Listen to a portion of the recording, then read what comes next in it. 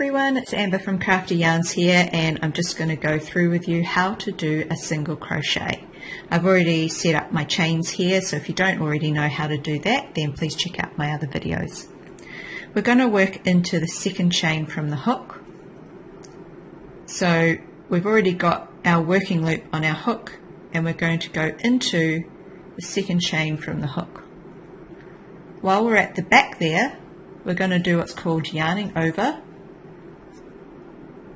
and then we're going to use the hook on our hook to pull through this loop so that we end up with 2 loops on our hook.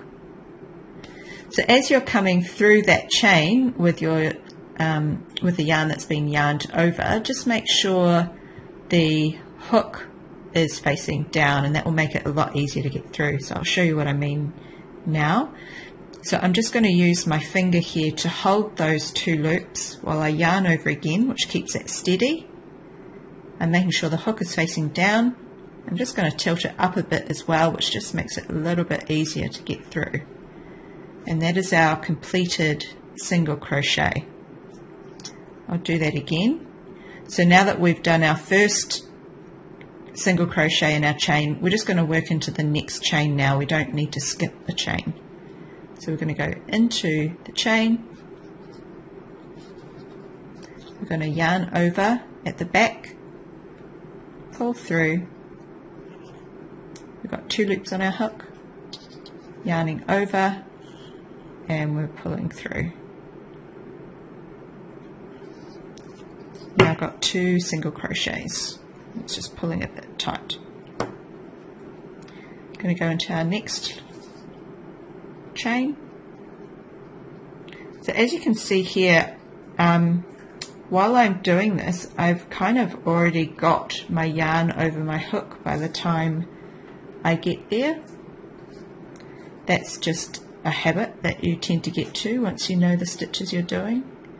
So we're going through the chain, yarning over, pulling through, so we've got 2 loops on our hook, holding those, yarning over, and pulling through 2 chains. I also use my thumb and forefinger here just to hold down that part of the stitch to help it get through.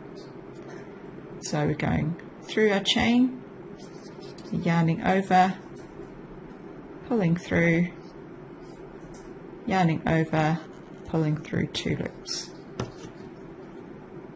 Just do that a bit faster for you now.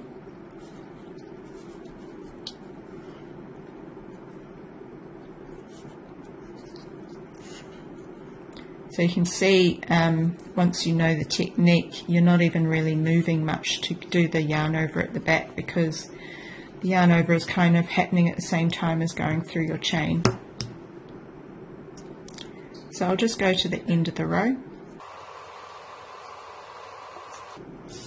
And what we're going to do is we're going to chain 1, and this helps us get the yarn to a height that is the same height as your single crochet, so that you're not pulling the work unnecessarily. And then from here we're just going to turn.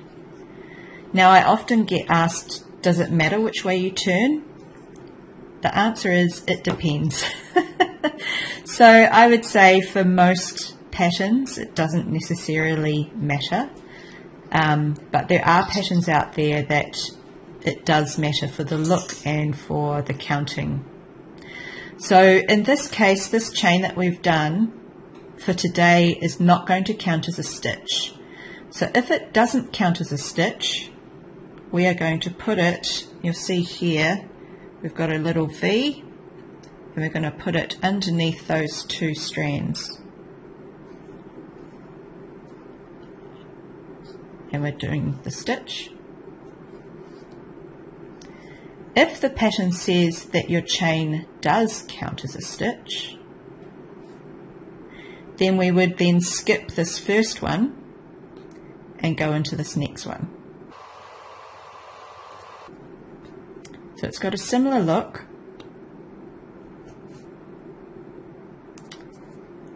Personally, I prefer to not count that chain as a stitch. The reason for that is that you tend to get a straighter edge. But again, it's going to depend on the pattern. So if the pattern says to count it as a stitch or not count it as a stitch, then follow those directions, because that may affect the pattern otherwise. So again, our single crochet, if we just go to the top, we can see this little V, and we're going to go under both of those for a standard single crochet. So you can see there the V, I've gone under both, yarning over at the back, pulling through, yarning over, pulling through two.